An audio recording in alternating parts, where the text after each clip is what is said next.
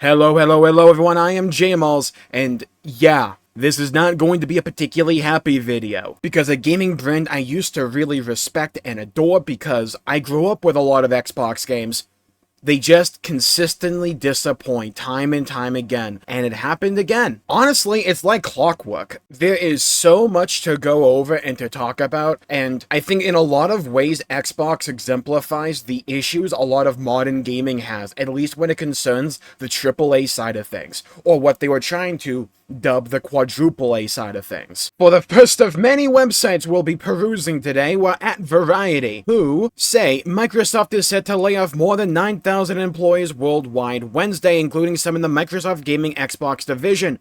Variety has confirmed the number of staff impacted is under 4% of Microsoft's global workforce, which totals approximately 228,000 employees. Now, Phil Spencer sent an internal memo to staff for Xbox, but that memo was obtained by Variety. So let's read it and see what it says. Trust me, this is a doozy. Today, we are sharing decisions that will impact colleagues across our organization to position gaming for enduring success and allow us to focus on strategic growth areas. We will end or decrease work in certain areas of the business and follow Microsoft's lead in removing layers of management to increase agility and effectiveness. Out of respect for those impacted today, the specifics of today's notifications and any organizational shifts will be shared by your team leaders in the coming days. I recognize that these changes come at a time when we have more players, games, and gaming hours than ever before. Like how they just slipped that one in there, you know what I mean? Hey guys, we're letting you go, but don't worry, we're doing better than ever. That's like if someone broke up with you and said, don't worry, I found someone way better than you. Our platform, hardware, and game roadmap have never looked stronger. The success we're seeing currently is based on tough decisions we've made previously. We must make choices now for continued success in future years, and a key part of that strategy is the discipline to prioritize the strongest opportunities. Note how they essentially imply, or at least Phil Spencer implies here, by saying continued success. They're not failing right now, they're doing well. He even says, more players, games, and gaming hours than ever before. Our platform, hardware, and game roadmap have never looked stronger. So congratulations on doing a good job, we're letting you go.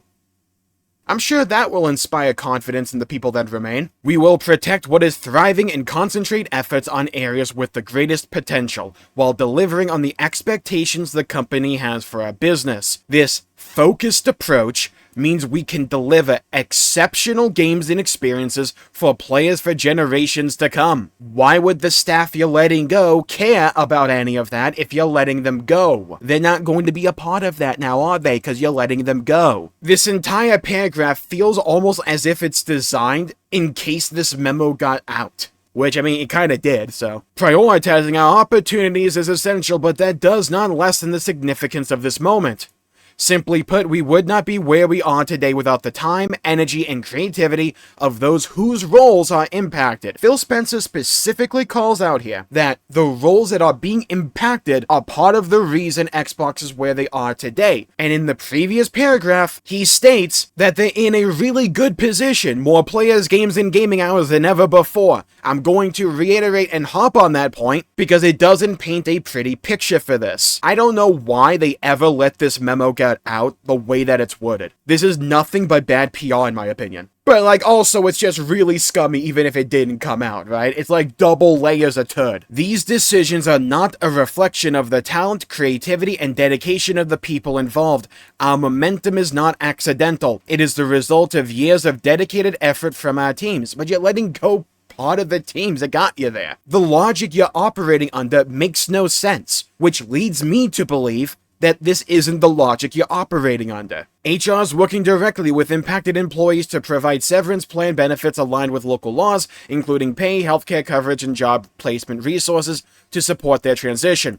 Employees whose roles were limited are encouraged to explore open positions across Microsoft Gaming, where their applications will be given priority review. Thank you to everyone who has shaped our culture, our products, and our community. We will move forward with deep appreciation and respect for all who have contributed to this journey. Phil, I want to just immediately pivot on over to Reb's Gaming on Twitter, and we'll be revisiting this tweet later in the video when it concerns Halo Studios. I just want to really drive home and emphasize one particular element here. This final little bullet point here. The developer says Microsoft is trying their damnedest to replace as many jobs as they can with AI agents. Oh boy. Figured I might as well just go to the article that Rebs was referring to here within Gadget, and you can see right here, Microsoft has increasingly focused on AI, a shift that's propelled its stock prices to new highs. At Meta's LamaCon in April, CEO Satya Nadella said that as much as 30% of the company's code is now written by AI. Activision in February admitted to using AI in Black Ops 6. That's been a whole thing, by the way, if you haven't kept up to date with Call of Duty. It's unclear how much AI has to do with this latest round of layoffs, but use of Copilot is no longer optional within Microsoft. The developer I spoke with said they're trying their damnedest to replace as many jobs as they can with AI agents. This surely bodes well for the future of Xbox. I'm certain of it. Now, I just want to state, in case it wasn't clear before, not all the layoffs at Xbox, it's Microsoft where the layoffs are happening. One studio in particular that did get hit by layoffs is Halo Studios. Halo Studios are the ones in charge of the Halo IP right now. Yeah, I know the name may not have given that away. And according to the Engadget article, at least 5 employees at Halo Studios have been fired as part of company-wide layoffs at Microsoft on Wednesday. According to a developer with knowledge of the situation, an estimated 200 to 300 people remain at the studio. We go down here, and yeah, remember when I said that memo that Phil Spencer put out wasn't going to make people happy? Well, we have one person here, the developer that told Engadget, I'm personally super pissed that Phil's email to us bragged about how this was the most profitable year ever for Xbox, in the same breath as pulling the lever. I wasn't sure what part of that I was supposed to be proud of. Naturally speaking. Yeah, that makes a lot of sense. Hey, we're doing super great right now, but we don't want you to be a part of it anymore. Go hit that unemployment line, little bro. It's like, that's not gonna make anyone feel better. Or not even feel better, do better. The heck do they care? Halo Studios is currently working on multiple games, including the next mainline Halo installment, and it's the steward of Halo Infinite, which is quietly spinning down its content cadence. The mood at the studio is tense, especially when it comes to one project that was recently in crisis. According to the developer, I don't think anybody's really happy about the quality of the product right now, they said. There's been a lot of tension and pep talks trying to rally folks to ship. The studio recently teased that it would reveal what it's been working on at this year's Halo World Championship in October. The employee I spoke with said that since 2023, there's been a general shift towards working with contracted studios rather than individual contractors. In the United States and Europe to speed up Halo production, this mirrors the way other major FPS franchises like Call of Duty and Battlefield are developed. Xbox in general feels years behind the curve in game development, and it leads to a lot of wasted time and effort, the employee said. At the same time, multiple departing team members have spoken warmly about their time in Halo Studios and the people they worked with. Now for this little doozy. Under the Xbox banner, Rare's Everwild and the Initiative's Perfect Dark reboot were cancelled, and the Initiative was fully shut down. Forza Motorsport developer turned 10 studios reportedly lost a vast majority of its employees, and Rare, ZeniMax Online Studios, King, Raven, Sledgehammer Games, and Halo Studios have all reportedly been affected. ZeniMax president Mike Furore is out after 18 years leading the studio, and it's being reported that veteran Rare designer Greg Mails is also gone after decades with his team. And to top it all off, Blizzard is sunsetting Warcraft Rumble, their little mobile game thing. Look, I'm not particularly surprised or bewildered that games like Warcraft Rumble are going the way of the dodo, but what we are seeing at Microsoft is nothing particularly new. It's a pattern of repeated behavior in this industry to fire or to let go those lower on the totem pole than those at the top. When in my opinion, a lot of the problems these companies run into are a result of upper management decisions, or those decisions being made to benefit shareholders and either short-term gains for long-term pain, or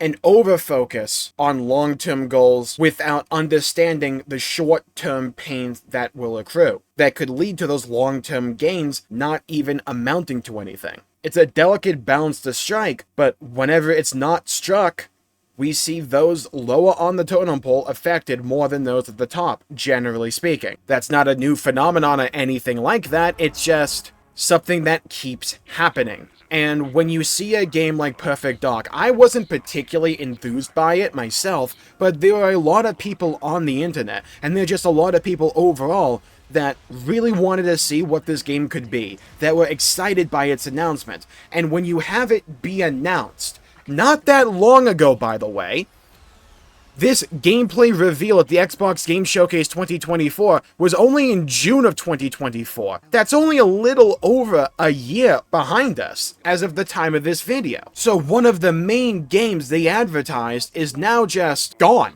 It's not happening. Which leads me to this next opinion, this next, overall thought. If now you have established precedent for major games that were announced at your big signature showcase, the Xbox Game Showcase, why should we ever be particularly excited about anything you announce from this point on when we know this can happen? When a little over a year since this game was announced that a lot of people were looking forward to, you just scrap it altogether. How does that do anything for overall confidence in your product, overall confidence in your IP, and overall confidence in your word? Now, I'm seeing conflicting reports out there as to whether or not the gameplay shown in this, gameplay reveal is actually pre-rendered or actually in-engine. But it's clear, when you look at it, it looks like a fine game by itself. This excited a lot of people, and now it's just gone. And you know what? I can understand why a lot of people would be upset about that. This isn't the first time Microsoft has canceled a game that people are actually genuinely looking forward to. I'm looking at you, Scalebound. And my reaction to a lot of this news is simple. When it comes to Xbox, if you yourself don't have confidence in your own product, then why should I, as a consumer? There's another phenomenon that I want to talk about again when it comes to Xbox and really the industry overall, and that was the growth we saw in the industry from 2020 to a few years after that during the pandemic. That entire section of time, we saw so much growth in this industry, and these companies saw that growth and they invested accordingly under the assumption, the false assumption, that growth rate would sustain itself and would continue. But as we all know, when people went outside again, those numbers fell, as anyone with 2 working brain cells would have been able to tell you. When you lock people up inside their homes, of course people are going to just play games, and more people are going to play games than ever before. That's just natural common sense. And operating under the false assumption that growth rate was going to sustain itself is the height of idiocy, in my opinion. It's crazy to me that there's so many people in key positions across gaming, and seemingly also at Microsoft, where they're in these key positions to make a lot of changes, to alter the course of the ship, and they just simply don't understand the industry. They don't understand the medium, because you had so much money come into this industry during the 2000s, during the early 2010s. You had so many people come into gaming because they wanted a piece of that pie. They wanted a slice of the action, but they don't understand the medium, and they make decisions so devoid of the context that you need to understand in order to understand how data is formed, how people make decisions, why people make decisions. You can't just treat gaming like it's any old business and expect that to work. It's not. You can't just relentlessly trend chase and believe that's going to amount to anything substantial. And I firmly believe that if Xbox overplays their hand on this whole AI stuff, and they overutilize AI to the point where the quality of the product really suffers for it, as we're seeing in Call of Duty, I think that will have a negative impact on them overall. All because they want to be able to tell their investors and shareholders that they're using AI more and more year after year, because it sounds good in a meeting. I'm someone, at least, that wants to see Halo be great again. I love Halo as an IP, and I've been disappointed in that IP for over a decade at this point. I want to see it actually taken care of, and I want to see it thrive and be the best version of itself that I know it can be. I believe in that IP, but it's stuff like this and days like today and all the days that have been like this before and all the days that will be like this in the future that erode trust and confidence in your IP, in your brand, and in the products you put out. Xbox desperately wants to be the first in the door when the technology for cloud gaming crosses a threshold to where it really picks up. They want to be the first in the door when AI gets good enough to where they can replace a lot of people with AI. But if the product isn't good at the end of the day, people aren't going to care, long-term speaking. They'll become disillusioned, they'll leave, and they won't look back until you provide something worth a damn. I think this is disappointing news, I think this is unfortunate news, but I also know how this industry works. All Xbox has to do to sweep a lot of this bad PR under the rug, whether you like it or not, is to just announce or release something great. Perfect Dark could have been something great, but we'll never know now will we? Maybe they're cooking and have some great stuff coming down the pipeline for Halo. That would be cool. I would like to see that. But I have to see it and play it to believe it at this point. Because just because you say something's actually coming out doesn't mean it's going to. Look, it's obvious they just want their numbers to look better. They want the amount of money they're spending, namely on people, to be lower. And an easy way to cut spending is to simply stop paying people. And this is a trend we have seen a lot in this industry over the years. And it's a trend I think we're going to continue seeing in the coming years as well. It's a reality as old as time, but it doesn't make it any less bitter. Those who make bad decisions often don't actually suffer the consequences. It's those underneath them that do. And hey, guess what? Even when you're doing well, apparently that doesn't matter and you can still be let go. I mean, I'm sure it breeds a lot of confidence internally when you have people that know that even if the brand they're a part of and work for has never looked stronger, they can still be on the chopping block, cause why not? Even when those let go are a pivotal reason as to why you're in such a brilliant position as you are right now. Yeah. I'm sure that's going to build a lot of internal loyalty, and confidence, and trust. And with that, I'll call the video there for the day. Leave a comment down below with your thoughts, your opinions on what's going on with Xbox. Were you a fan of Xbox in the past? Are you still a fan of Xbox now?